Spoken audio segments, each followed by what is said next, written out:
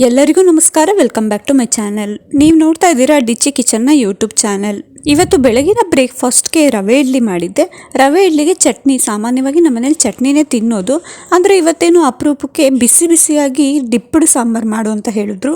Canteen ಸ್ಟೈಲಲ್ಲಿ ಕೊಡ್ತಾರಲ್ಲ ಸಾಂಬಾರು, ಆ ಸಾಂಬಾರನ್ನ ಮಾಡು, ಬಿಸಿ ಬಿಸಿಯಾಗಿ ಚೆನ್ನಾಗಿರುತ್ತೆ ಈ ಚಳಿಗೆ ಅಂತ ಹೇಳಿದ್ರು. ಹಾಗಾಗಿ ಅದೇ ರೀತಿ ಸಾಂಬಾರು ಮಾಡಿದ್ದೀನಿ. ಆ್ಯಕ್ಚುಲಿ ಇದಕ್ಕೆ ಕರೆಂಟ್ ಬೇಕಾಗಲ್ಲ, ಏನೂ ಬೇಕಾಗಲ್ಲ. ಕೇವಲ ಒಂದು 10 ನಿಮಿಷದಲ್ಲೇ ಮಾಡ್ಕೊಂಡ್ಬಿಡ್ಬೋದು. ಏಕೆಂದರೆ ರುಬ್ಬೋಷ್ಟಿಲ್ಲ, ಏನಿಲ್ಲ. ಇದನ್ನು ತುಂಬಾ ಟೇಸ್ಟಿಯಾಗಿರುತ್ತೆ, ತುಂಬಾ ಸುಲಭವಾಗಿ ಮಾಡ್ಕೊಂಡ್ಬಿಡ್ಬೋದು. ನೀವು ಮನೇಲಿ ಒಂದ್ಸತಿಯಾಗಿ ಟ್ರೈ ಮಾಡಿ. ಹೊಸದಾಗಿ ನನ್ನ ಚಾನಲ್ನ ನೋಡ್ತಾ ಇದ್ದರೆ ಪ್ಲೀಸ್ ಸಬ್ಸ್ಕ್ರೈಬ್ ಮಾಡ್ಕೊಂಡು ನೋಡಿ. ಬನ್ನಿ ಇವಾಗ ಹೇಗೆ ಮಾಡೋದು ಅಂತ ನೋಡೋಣ. ಫಸ್ಟ್ ಇಲ್ಲಿ ಒಂದು ಪಾತ್ರೆ ಇಟ್ಕೊಂಡಿದ್ದೀನಿ. ಪಾತ್ರೆಗೆ ಒಂದು 1/4 ಕಪ್ ಆಗೋಷ್ಟು, ಅಂದರೆ ಒಂದು 3 ಟೇಬಲ್ ಸ್ಪೂನ್ ಆಗೋಷ್ಟು ತೊಗರಿಬೇಳೆನ ನೀಟಾಗಿ ತೊಳೆದು ಅದನ್ನು ಹಾಕಿದ್ದೀನಿ. ನಾನಿಲ್ಲಿ ಇಬ್ಬರಿಗಾಗೋಷ್ಟು ಕ್ವಾಂಟಿಟಿಯಲ್ಲಿ ತೋರಿಸ್ತಾ ಇದ್ದೀನಿ. ನೀವು ಬೇಕಂದರೆ 4 ಜನ 6 ಜನ ಇದ್ದರೆ ಅದನ್ನು ಡಬಲ್ ಮಾಡ್ಕೊಬೋದು. ಇವಾಗ ಅದಕ್ಕೆ ಮುಳುಗುವಷ್ಟು ನೀರು ಹಾಕ್ಬಿಟ್ಟು ಒಂದು 1/4 ಚಮಚ ಆಗೋಷ್ಟು ಅರಿಶಿನದ ಪುಡಿ ಸೇರಿಸ್ತಾ ಇದ್ದೀನಿ. ಅರಿಶಿನದ ಪುಡಿ ಸೇರಿಸೋದ್ರಿಂದ ತುಂಬ ಚೆನ್ನಾಗಿ ಟೇಸ್ಟಾಗಿ ಬರುತ್ತೆ. ಅದಕ್ಕೆ ಒಂದು 1/4 ಚಮಚ ಆಗೋಷ್ಟು ಜೀರಿಗೆನ ಹಾಕ್ತಾ ಇದ್ದೀನಿ. ಹಾಗೆ ಒಂದು ಚಿಟಿಕೆ ಆಗೋಷ್ಟು ಉಪ್ಪನ್ನ ಸೇರಿಸ್ತಾ ಇದ್ದೀನಿ.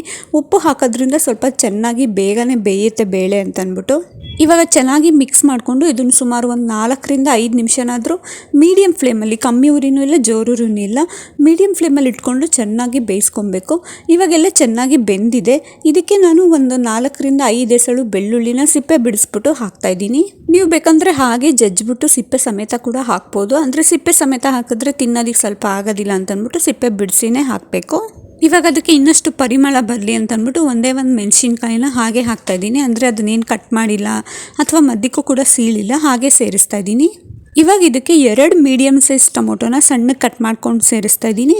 ಹಾಗೆ 2 ಮೀಡಿಯಮ್ ಸೈಜ್ ಈರುಳ್ಳಿನ ಉದ್ದುದು ಕಟ್ ಮಾಡಿಬಿಟ್ಟು ಅದನ್ನು ಕೂಡ ಸೇರಿಸ್ತಾ ಇದ್ದೀನಿ. ಅವಾಗ ಸ್ವಲ್ಪ ಅಂದರೆ ಮೀಡಿಯಮ್ ಆಗಿ ಕಟ್ ಮಾಡಿಕೊಂಡು ಸೇರಿಸೋದ್ರಿಂದ ಸ್ವಲ್ಪ ಚೆನ್ನಾಗಿ ಬೆಂದೋಗುತ್ತೆ ಬೇಗನೆ ಅಂತ ಅಂದ್ಬಿಟ್ಟು ಸ್ವಲ್ಪ ನೀರು ನೋಡ್ಕೊಂಡು ಹಾಕ್ಕೊಳ್ಳಿ. ನಿಮ್ಗೆ ಬೇಕಂದರೆ ಹಾಕ್ಕೊಳ್ಳಿ, ಇಲ್ಲಾಂದರೆ ಇಲ್ಲ. ನೀರು ಹಾಕ್ಬಿಟ್ಟು ಸ್ವಲ್ಪ ಒಂದು ಚಿಟಿಕೆ ಆಗೋಷ್ಟು, ಅಂದರೆ ನಾವು ಆಲ್ರೆಡಿ ಬೇಳೆ ಬೇಯೋದಕ್ಕೂ ಕೂಡ ಉಪ್ಪನ್ನ ಸೇರಿಸಿದ್ವಿ.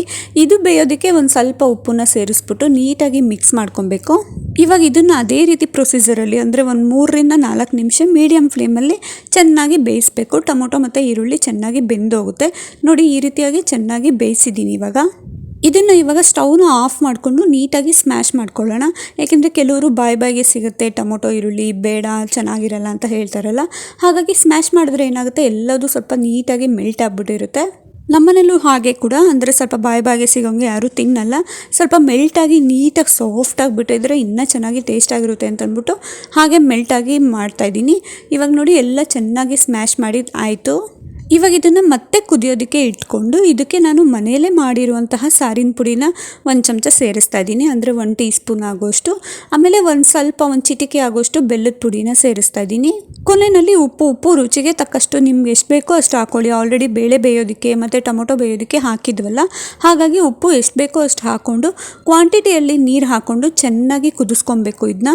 ಇದು ಎಷ್ಟು ಚೆನ್ನಾಗಿ ಕುದಿಯುತ್ತೋ ಅಷ್ಟು ಚೆನ್ನಾಗಿ ಟೇಸ್ಟಾಗಿ ಪರಿಮಳ ಘಮ ಅಂತ ಇರುತ್ತೆ. ನಾವು ಜೀರಿಗೆ, ಬೆಳ್ಳುಳ್ಳಿ, ಹಸಿಮೆಣ್ಸಿನ್ಕಾಯಿ ಹಾಕಿರೋದ್ರಿಂದ ಇನ್ನಷ್ಟು ಪರಿಮಳ ಬೀರುತ್ತೆ. ಇವಾಗ ನೋಡಿ ಚೆನ್ನಾಗಿ ಕುದ್ದಿದೆ.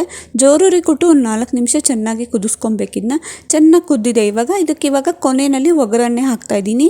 ಒಗ್ಗರಣೆಗೆ ಮಾಮೂಲಿ ಸಾಸಿವೆ ಮತ್ತು ಸ್ವಲ್ಪ ಕರ್ಬೇವಿನ ಸೊಪ್ಪು, ಹಾಗೆ ಒಂದು ಸ್ವಲ್ಪ ಇಂಗನ್ನು ಸೇರಿಸ್ಬಿಟ್ಟು ನೀಟಾಗಿ ಎಣ್ಣೆಯಲ್ಲಿ ಒಗ್ಗರಣೆ ಮಾಡಿ ಅದನ್ನು ಕೊನೆಯಲ್ಲಿ ಸೇರಿಸ್ತಾ ಇದ್ದೀನಿ. ಇವಾಗ ಸೇರಿಸ್ಬಿಟ್ಟು ನೀಟಾಗಿ ಮಿಕ್ಸ್ ಮಾಡಿಬಿಟ್ರೆ ಆಯಿತು.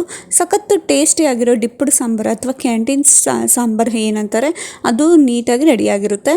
ಇದನ್ನು ಬಿಸಿ ಇಡ್ಲಿ ಮೇಲೆ ಈ ರೀತಿಯಾಗಿ ಬಿಸಿ ಹಾಕ್ಕೊಂಡು ತಿಂತಾಯಿದ್ರೆ ಈ ಚಳಿಗೂ ಅದಕ್ಕೂ ತುಂಬಾ ಟೇಸ್ಟಿಯಾಗಿರುತ್ತೆ. ನೀವು ಮನೇಲಿ ಒಂದ್ಸತಿಯಾಗಿ ಈ ರೀತಿಯಾಗಿ ಟ್ರೈ ಮಾಡಲೇಬೇಕು. ಅಥವಾ ನೀವು ನಿಮ್ಮ ಮನೆಯಲ್ಲಿ ಯಾವ ರೀತಿಯಾಗಿ ಕ್ಯಾಂಟೀನ್ ಸಾಂಬಾರನ್ನ ಮಾಡ್ತೀರಾ ಅಂತ ನನಗೆ ಕಮೆಂಟ್ ಮಾಡಿ. ನೆಕ್ಸ್ಟ್ ಟೈಮ್ ನಾನು ಕೂಡ ಆ ರೀತಿಯಾಗಿ ಟ್ರೈ ಮಾಡ್ತೀನಿ. ಈ ವಿಡಿಯೋನ ಪೂರ್ತಿಯಾಗಿ ನೋಡಿ, ಎಲ್ಲೂ ಸ್ಕಿಪ್ ಮಾಡ್ದೇನೆ ಪೂರ್ತಿಯಾಗಿ ನೋಡಿ. ಇನ್ ಕೇಸ್ ಏನಾದರೂ ಇಷ್ಟ ಆಗಿದರೆ ಪ್ಲೀಸ್ ಒಂದು ಲೈಕ್ ಮಾಡಿ, ಶೇರ್ ಮಾಡಿ. ಹಾಗೆ ನಿಮ್ಗೇನು ಅನ್ನಿಸ್ತು ಅಂತ ಪ್ಲೀಸ್ ಕಮೆಂಟ್ ಮಾಡಿ. ಇದರಿಂದ ನಮಗೂ ಸ್ಫೂರ್ತಿ ಆಗುತ್ತೆ. ಹಾಗೆ ಹೊಸದಾಗಿ ನನ್ನ ಚಾನಲ್ನ ನೋಡ್ತಾ ಇದ್ದರೆ ಪ್ಲೀಸ್ ಸಬ್ಸ್ಕ್ರೈಬ್ ಮಾಡ್ಕೊಂಡು ನೋಡ್ತಾ ಇರಿ. ಹೀಗೆ ನನಗೆ ಸಪೋರ್ಟ್ ಮಾಡ್ತಾ ಇರಿ. Thank you for watching.